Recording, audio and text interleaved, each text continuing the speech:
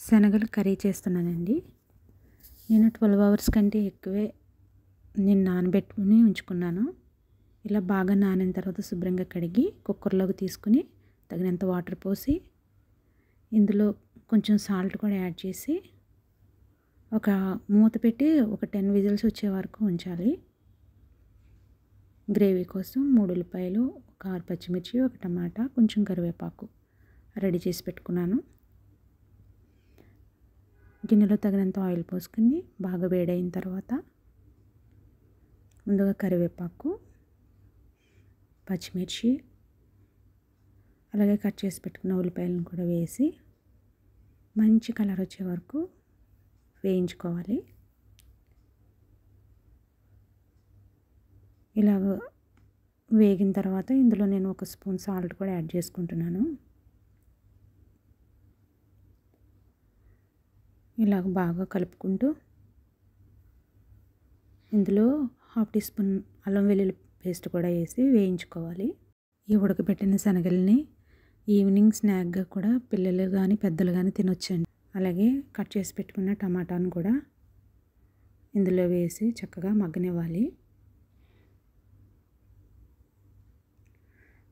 ఈ పేస్ట్ మెత్తగా అయిన తర్వాత చక్కటి గ్రేవీలా వస్తుంది కర్రీ. ఇందులో 1/2 టీ స్పూన్ పసుపు,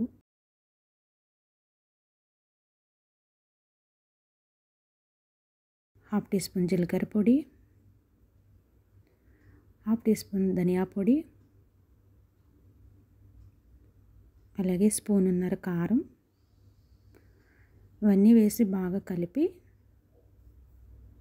తగినంత వాటర్ కూడా వేయాలి.